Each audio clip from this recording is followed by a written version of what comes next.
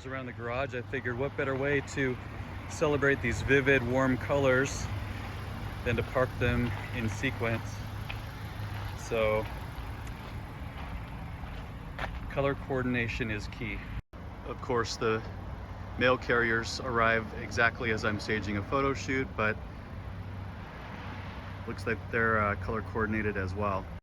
According to media documentation from Honda, this is in fact the best equipped SI ever in the brand's 35-year history of this model. So over the next 7 days, let's give it a whirl and see if it actually meets that claim.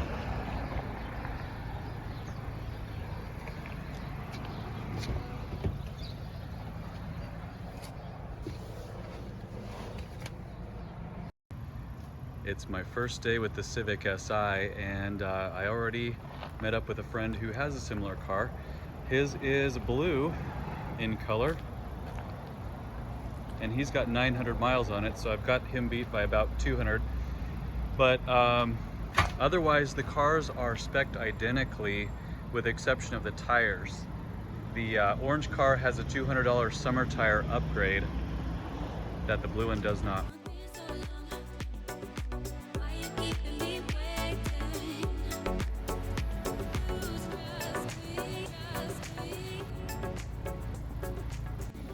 There you go. Got a little Honda meetup going on this beautiful Saturday morning. And factory is 130 on a regular. This is a non-10,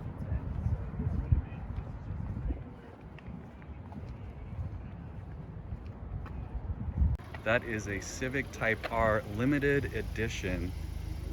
Pretty rare car, I must say. All right, when we meet up with Honda guys, we do it up right.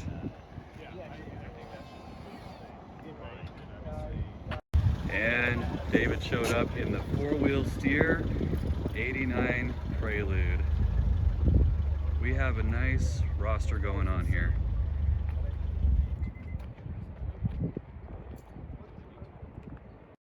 All right, we have the lineup assembled. I'm gonna go grab us a table for a bite to eat, and we will maybe take a little drive after this. We'll see how we're feeling with these sporty Hondas.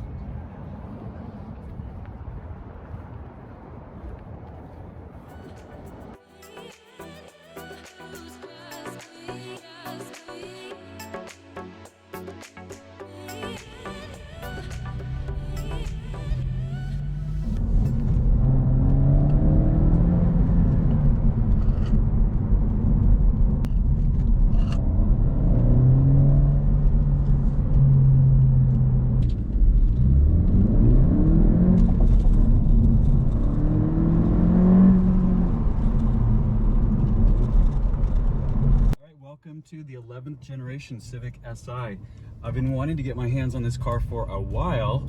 This is a blazing orange version that arrived on Wednesday with just over 1,000 miles on it. Car was built in October of last year, and it's in the first 40 cars off the assembly line, so I feel pretty lucky to be in here. This is a 200 horsepower direct injected 4-cylinder turbocharged with a 6-speed manual transmission and rev matching, which is kind of cool. So if I'm coming up to a light here and I pop it down to second gear, from third it automatically meets the revs where I need them to be. Most of you know I've been daily driving an Acura ILX for the last almost 10 years, and this car has a lot of ILX-esque driving dynamics. It's a high revving 4-cylinder with a slick shifting gearbox, and what I find most pleasant about this car is just how tossable it is. It's eager, it's zippy, and even though technically, if you look at the specs, they pulled the horsepower back on this by 1 horsepower from the prior gen, the power delivery is on point, and throughout the rev range you get really good momentum. Some of the cool stuff that Honda's putting standard on all their cars now is the Honda Sensing suite of equipment. Like, pretty cool that as a compact entry-level sedan, this has lane keeping and adaptive cruise control.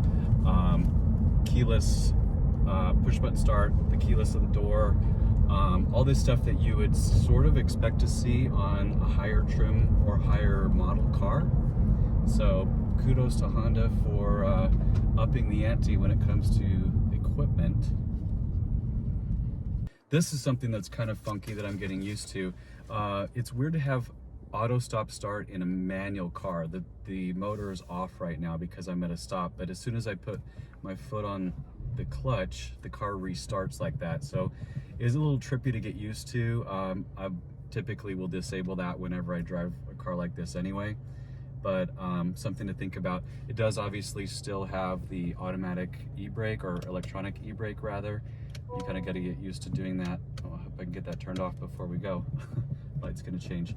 9-inch touchscreen monitor here. So what is kind of cool about the audio system is it's Bose produced. So pretty high-end audio for a car in this segment. And again, it just kind of speaks to how much effort Honda has put into making this a good value for the price. I mean, at 27 grand and change, I think the car offers a lot more than you would find in a similarly bracketed car. I don't even know what mode I'm in. Should we switch to sport mode? Make it sporty.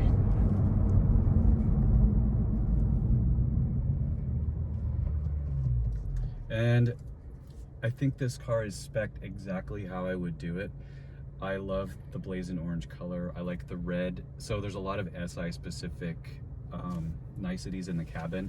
This trim around the HVAC controls, red on the door panels, the special inserts on the seats. Even on the steering wheel, we have some red stitching for contrast. And they remind you in various ways that this is a very high performance model.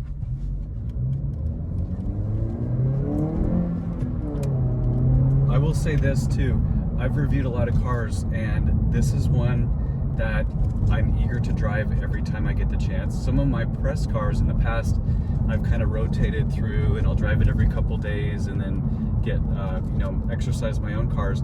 This is a car that I find myself wanting to drive just because it is so fun and engaging. And I love this car because it doesn't even necessarily have to exist. I mean, the number of folks out there looking for a stick shift these days are pretty few in number probably, but the fact that Honda still builds this for the enthusiast base and segment makes me proud of being a brand advocate, because I'm one of those people who would buy this car.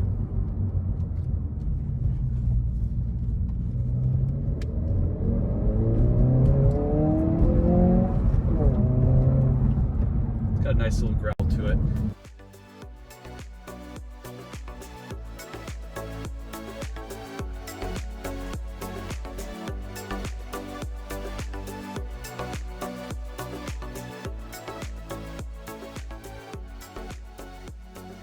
All right, my friends, it is time to break it down. This is what I'm going to call Tyson's take. And thank you to Mom for the creative artwork on the intro there.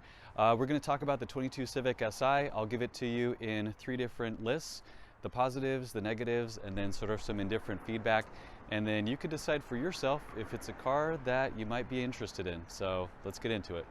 Let's kick things off with the plus sign list. This is everything I loved about the car in alphabetical order, because that's the best way I find to share information. The audio system is awesome. Obviously, Honda is partnering with Bose on this, and it's a really good system for a car in this segment. I love the look and feel of these climate control knobs. I talked a little bit about that in my review of the Civic Touring not too long ago. I love the color and design aesthetic of this car. It is super vivid in this blazing orange pearl. The car just has an eagerness to take on corners. When the Honda PR contact allocated the car, he said, make sure you take it on some curvy roads, and now I see why, because this thing just grips for days.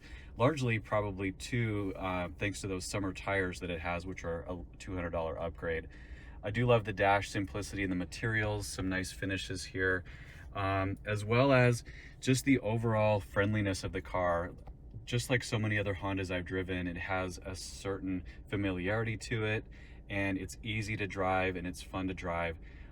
Very tossable car. You know, I've been daily driving that TLX now for several months, and it's a bigger car, it's got way more power, and you know, that has its benefits too, but sometimes it's nice to just get into a car of a Civic size and be able to park and drive, you know, without worrying too much about size.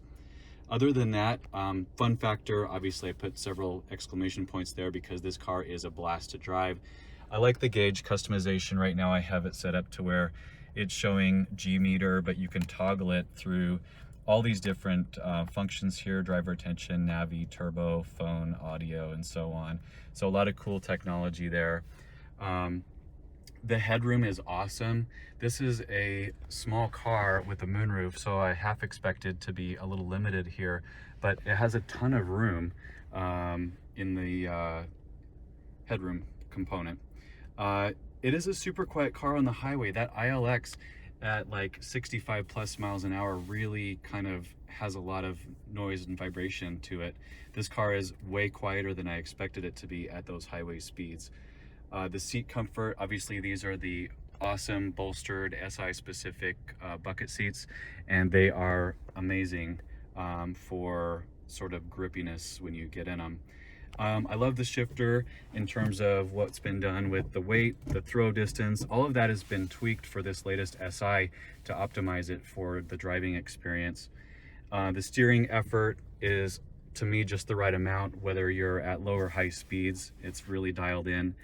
The turning radius is better than I thought it would be. And the wheel design, this obviously has an 18-inch matte black wheel. They're actually similar in design to the Y-spoke wheels on the TLX. And just because I had to jot down a few things I didn't care for, one of them was the fact that the back seat doesn't have red insert panels like the fronts do, so it's a little bit of a mismatch. Notice even the door panels are black instead of red, like up front. The fuel gauge on the car has these little rectangles that extinguish as you deplete your gas, but for someone like me, I like it to be a little more accurate, like a linear gauge instead of just little illuminated squares. These hard plastic door panels, Honda's been doing these for a long time. My ILX has the same ones, and over time, even when you're careful, they have a tendency to get scuffed up. I just don't know if there's a better way they could protect that. What else did I put? There's no temperature gauge in this car, which is kind of funky. There's just a little blue light with a thermometer that indicates that you're not quite ready to rev it out yet. So I would like to see a temp gauge. And then one thing that the TLX spoiled me about is the TLX has a little volume knob down here on the console, and it's great because you're resting your arm naturally and you can modify that volume. Up here, it's pretty high on the dash, and obviously you do have control of the volume on your steering wheel, but I do kind of wish there was some sort of volume control a little bit lower on the instrument panel or even down here. Other than that, I think the car is a total home run. Finally, I did jot down a couple things that aren't really necessarily pro or con, but just observations. You do need to train yourself to get used to this electronic parking brake, especially because this is a manual. So if you don't park in gear, the car will definitely roll. And so you got to just really train yourself to do that. It's not as, visible as an old school, lever. So it took some thinking on my part every time I parked the car to do that. And then I had a couple friends indicate that they felt the suspension was a little bit abrupt or tight, which I can see. It's a performance-minded car, and that's to be expected. But maybe for someone who demands a little bit more comfort, it could be a little tight for them. So keep that in mind.